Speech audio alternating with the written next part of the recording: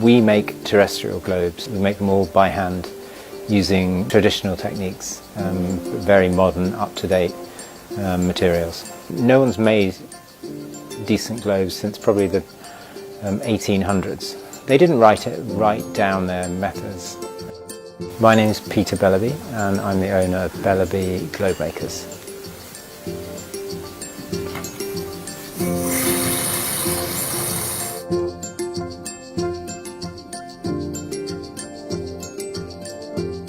I was trying to find one for my father for his 80th birthday. I looked in all the shops and I found very bright coloured, garish globes, and I found very expensive, very fragile ones. So I thought I would just make one myself. Relatively quickly, after about 3 or 4 months, I'd already spent my entire budget that I had allocated and I hadn't achieved anything. I realised I had to make a company because financially it wouldn't have made sense.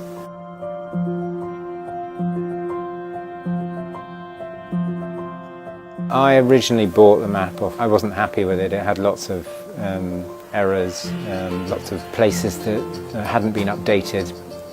So I kind of stripped it all the way back and then rebuilt it slowly. So it took about a year and a half to do that at the beginning. You can imagine doing that to 3,000 places. It takes quite a while. You can't rush it and you need to double check everything.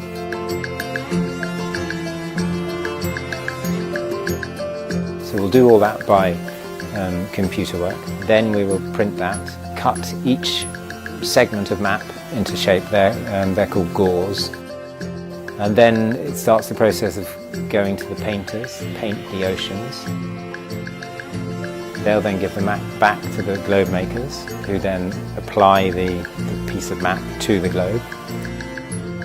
It then goes back to the painters, who then paint in all the detail, who then have to fill in very carefully, all the coastline detail.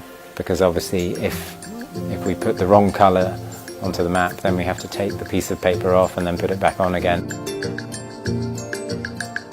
We make globes either with resin or with GRP, which is fiberglass.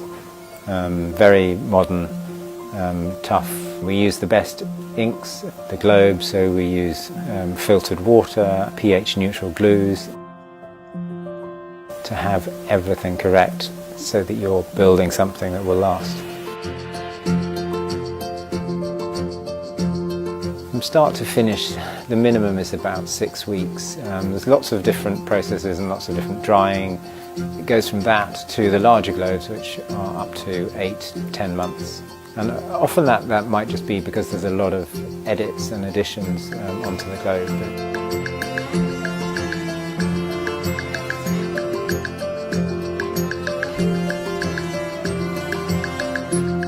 When you go into museums or old houses, you often see a big globe, one of these big giant globes which were made 200 years ago.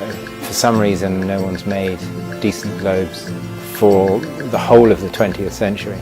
I thought I'd set about changing that. I would like to think we are making some of the best globes that have ever been made.